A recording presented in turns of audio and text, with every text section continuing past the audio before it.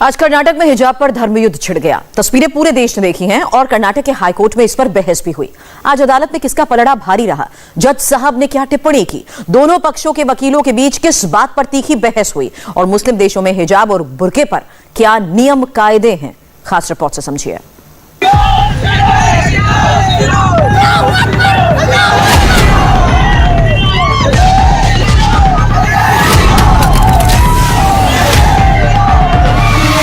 कौन सही है कौन गलत, ये हंगामे से तय नहीं होगा।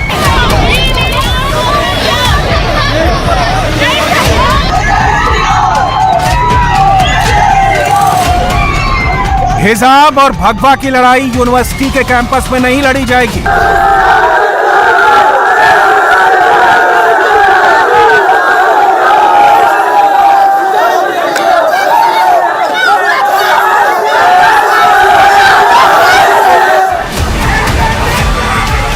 कॉलेज के अंदर हिजाब की इजाजत होगी या नहीं, ये कर्नाटक का हाई कोर्ट तय करेगा।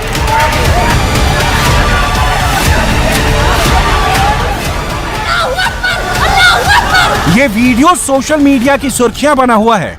कर्नाटक हाई कोर्ट के अंदर भी इस वीडियो पर तीखी नोकझोंक हुई है।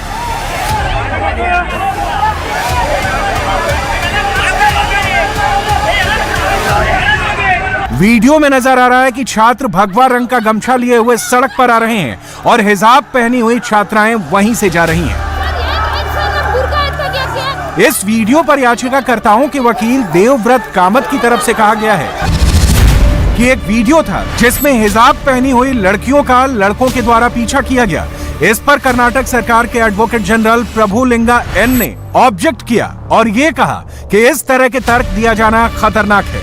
इस तरह के निराधार बयान नहीं दिए जाने चाहिए। स्थिति पूरी तरह कंट्रोल में है। कर्नाटक हाईकोर्ट में आज कुरान की आयतें पढ़ी गईं, हदीसों पर बात हुई और उपनिषदों पर चर्चा हुई और इस पूरे मामले को संविधान की कसौटी पर कसने की कोशिश हुई।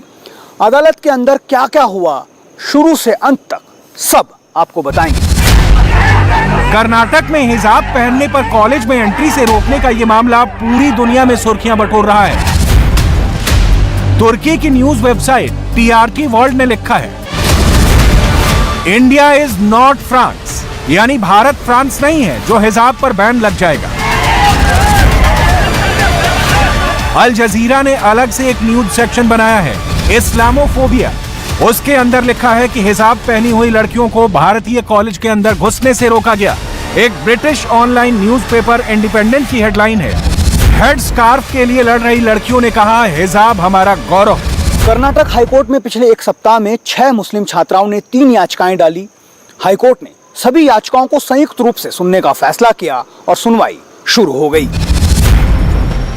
मुस्लिम छात्राओं के वकील देवव्रत कामत की तरफ से यह कहा गया कि हिजाब पहनना छात्राओं का मूल अधिकार है। संविधान के अनुच्छेद 25 के तहत हमें धर्म की स्वतंत्रता का अधिकार है। पिटीशनर की तरफ से यह भी कहा गया कि हिजाब पहनना कुरान के मुताबिक ही है। इस पर जज ने कहा कि हाई कोर्ट की लाइब्रेरी से कुरान मंगवाई जाए। मुस्लिम छात्राओं की तरफ से हिजाब के समर्थन में कर्नाटक के अंदर संविधान के जिस अनुच्छेद 25 का हवाला दिया गया, वो कहता है कि सभी को धर्म के आचरण की स्वतंत्रता और धर्म के प्रचार की स्वतंत्रता का अधिकार है। लेकिन इसी अनुच्छेद 25 में यह भी लिखा हुआ है कि यह अधिकार सार्वजनिक आदेश, नैतिकता, स्वास्थ्य और दूसरे मौलिक अधिकारों से संबंधित अन्य प्रावधानों के अधीन है। इसका मतलब यह कि धर्म के प्रचार की स्वतंत्रता तो है, लेकिन उस पर कुछ शर्तें भी लागू है। जैसे मस्जिद में नमाज पढ़ना और पूजा पाठ करना धार्मिक अधिकार है, लेकिन कोरोना के वक्त पहली और दूसरी लहर में जब लॉकडाउन लगा था तो सार्वजनिक आदेश और स्वास्थ्य के चलते इस अधिकार पर नियंत्रण करना पड़ा था। अब कर्नाटक की अदालत में बहस इसी बात पर हो रही है कि आखिर कॉलेज में हिजाब पहनना धर्म की स्वतंत्रता तो है, लेकिन क्या इससे नैतिक मूल्यों और पब्लिक ऑर्डर पर असर पड़ता है या नहीं। धर्म की स्वतंत्रता के अधिकार पर बात करते हुए हिजाब पहनने वाली छात्राओं के वकील देवव्रत कामत की तरफ से कर्नाटक की हाई कोर्ट में कुरान की सूरा नंबर 24 और आयत नंबर 31 को पढ़ा गया। अदालत के अंदर जज साहब ने एक तरफ कुरान भी मंगवाई और दूसरी तरफ ये भी कहा कि भारत का संविधान उनके लिए भागवत गीता की तरह है। कोर्ट रूम के अंदर याचिकाकर्ताओं के वकील देवव्रत कामत ने कुरान की आयत को पढ़ते हुए बताया, सीना सिवाय अपने पति के और किसी के सामने भी खुला नहीं हो सकता है। इस पर जज ने एडवोकेट जनरल से ये पूछा कि क्या आप कुरान की आयत के इस विश्लेषण को सही मानते हैं? तो इस पर एडवोकेट जनरल ने हाँ में जवाब दिया। छात्राओं के वकील ने केरल हाई कोर्ट के फैसले में मौजूद हदीस का जिक्र करते हुए ये भी कहा कि मासिक धर्म शुरू होने के बाद एक महिला के लिए हाथ और चेहरे को छोड़कर अपने शरीर के किसी भी हिस्से को अजनबियों को दिखाना सही नहीं है। इस पर जज की तरफ से ये सवाल पूछा गया कि क्या हदीस चेहरा दिखाने की इजाजत देती है? इस पर देवव्रत कामत ने जवाब दिया कि इसको समझने के अलग अलग तरीके हो सकते हैं। कहा कि हिजाब इस्लाम का अनिवार्य अंग है।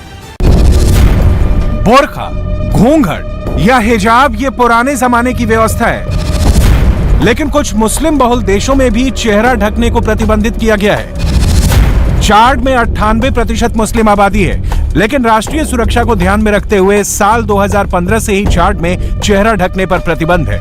आतंकी संगठन बोको हराम के बम हमले में 34 लोगों की हत्या के बाद चाड की सरकार ने यह कदम उठाया था। सीरिया में मुस्लिम आबादी की तादाद करीब 70% है, लेकिन साल 2010 से ही सीरिया की सरकार ने यूनिवर्सिटी में चेहरा ढकने पर बैन लगा दिया। इजिप्ट में मुस्लिम आबादी करीब 90% है, लेकिन इजिप्ट की सरकार ने साल 2015 से पूरा चेहरा ढकने पर प्रतिबंध लगा रखा है।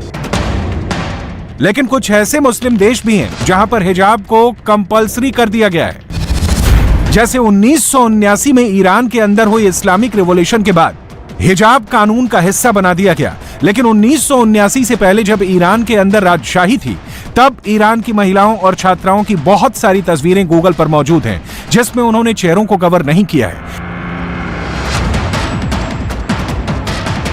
ऐसी सैकड़ों तस्वीरें ईरानी छात्राओं की देखी जा सकती हैं, जब वो कॉलेज में पढ़ाई करते हुए या लेबोरेटरी में काम करते हुए बिना हिजाब के हैं।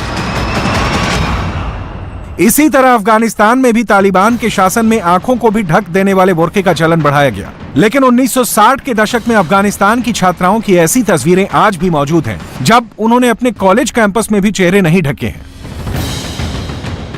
पाकिस्तान इस्लाम के नाम पर बना मुल्क है, लेकिन वहां पर भी बुर्का पहनने के लिए कोई अनिवार्य कानून नहीं बनाया गया है। फ्रांस, बुल्गारिया, नीदरलैंड, रूस, Denmark, Belgium, Switzerland, Latvia, Austria, Denmark और श्रीलंका में चेहरा ढकना पूरी तरह प्रतिबंधित है। फ्रांस में भी साल 2004 में स्कूलों और कॉलेजों में धार्मिक प्रतीक वाले कपड़ों पर रोक लगाई गई थी। फ्रांस की सरकार ने साल 2011 में पब्लिक प्लेस पर हिजाब पहनने या फिर चेहरे को ढकने को लेकर पूरी तरह से प्रतिबंध लगा दिया था। फ्रांस में चेहरा ढकने पर 13,000 रुपए जुर्माने का प्रावधान है। अगर कोई चेहरा ढकने के लिए बाध्य करता है तो उस पर 26 लाख रुपए का जुर्माना लगता है। रूस के कुछ शहरों में साल 2012 में स्कूलों या कॉलेजों में हिजाब को लेकर प्रतिबंध लगाया गया था, जिसके बाद ये मामला वहां की सुप्रीम कोर्ट में पहुंचा। अदालत ने भी फैसले को सही ठहराते हुए हिजाब पहनने पर रोक को बरकरार रखा था। डेनमार्क में पहली बार चेहरा ढके हुए पकड़े जाने पर 12,000 का जुर्माना है और दोबारा पकड़े जाने पर जुर्माना बढ़ाकर 85,000 रुपए कर दिया जाता है। श्रीलंका उन देशों में शामिल है जहां बुर्के या हिजाब पर आतंकवादी हमलों के डर की वजह से प्रतिबंध लगा दिया गया।